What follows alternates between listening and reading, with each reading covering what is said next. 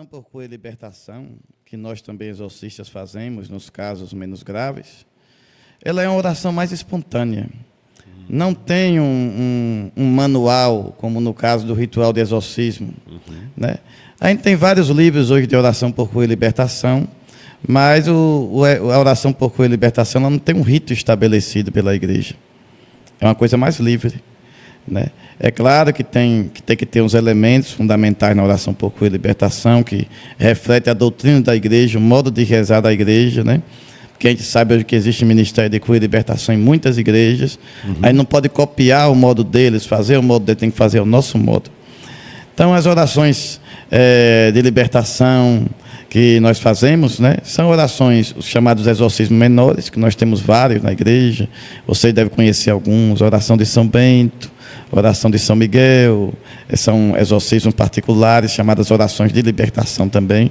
Quando eu falo de exorcismos menores, troque aí, coloque oração de libertação. Certo. Né, tem o mesmo sentido.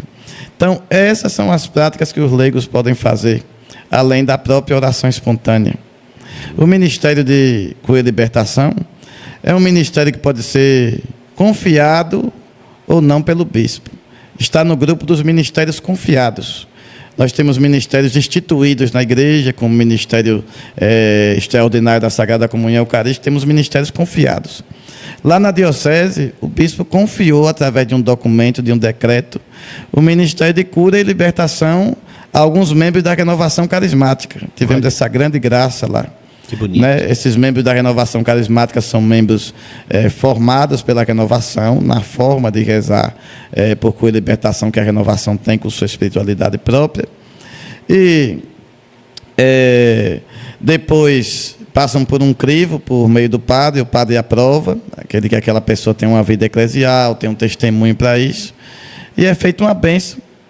E aí a pessoa pode exercer um ministério de atendimento por oração por cura e libertação. Não necessariamente precise disso, né? O próprio padre da paróquia também pode confiar a alguns o ministério de oração por cura e libertação.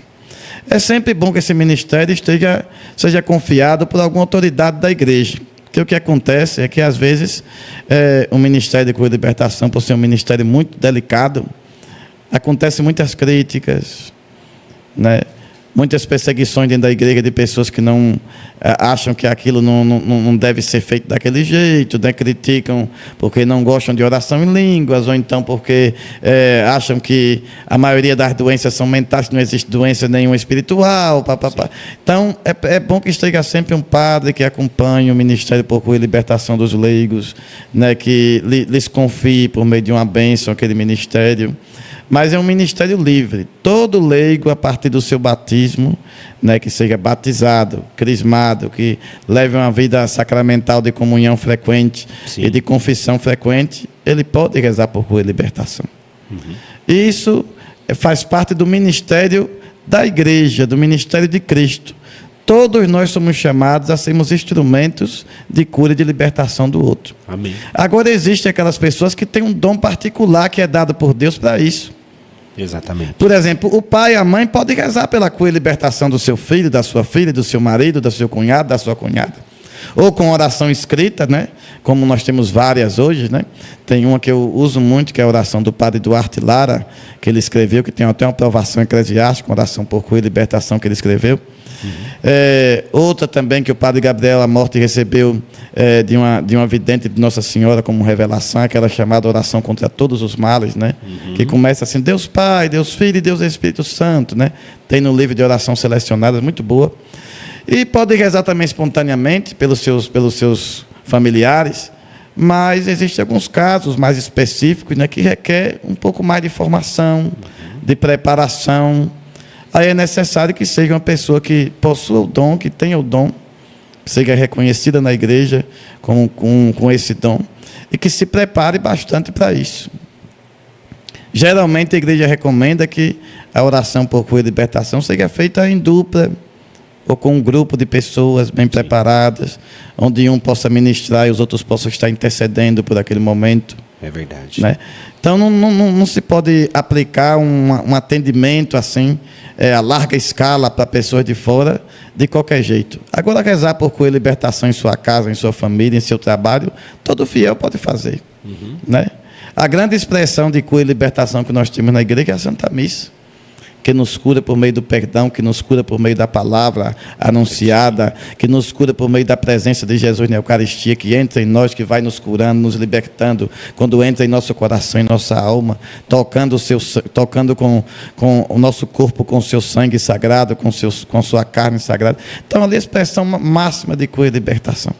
Todos os sacerdotes, né, por natureza do ministério, possuem um ministério de cura e libertação. Todo bispo. Né? Os leigos recebem esses dons carismáticos dados pelo Espírito Santo desde o princípio da igreja. Né? A gente vê testemunho de diversos leigos que receberam dons de cura e libertação e dons também de exorcismo muito fortes. Por exemplo, São Bento, que era diácono, não era sacerdote, e tinha um dom extraordinário de libertação. É verdade. A gente vê Santa Catarina de Sena, que era mulher, não era ministra ordenada, mas tinha um dom extraordinário de cura e libertação. Às vezes, quando o sacerdote não conseguia libertar um possuído, Santa Catarina de Sena somente colocava seu rosto ali para fora da janela do convento e dava uma bênção e a pessoa era libertada. Né? Santo Antão, né, que é um monge do deserto, tinha um dom de cura e libertação extraordinário, mesmo sem ter sido nomeado exorcista. Então a gente vê expressão tanto de padres como de leigos que não tem nomeação de exorcista e, no entanto, tem dons extraordinários de cura e libertação. Aqui no Brasil, a gente teve 2 mulheres que foram até receber um prestígio de serem, como é que eu posso dizer aqui, reconhecidas por muitos bispos do Brasil com seus dons extraordinários de cura e libertação. A gente tem a tia Laura, sim, que foi, como diz a história, o pessoal diz, uma dinossauro da renovação carismática. Né?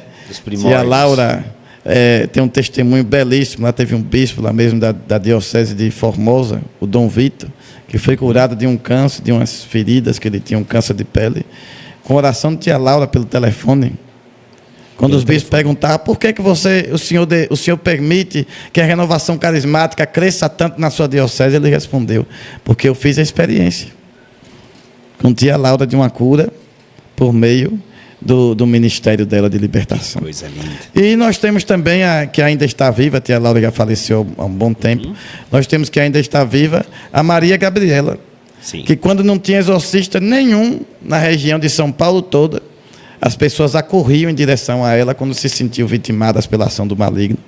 E o bispo da sua diocese lhe dava total apoio, e inclusive até mesmo falava com os padres: se tiver algum caso na sua paróquia que você não consiga resolver, mande para Maria Gabriela, que era chamada de madrinha, né?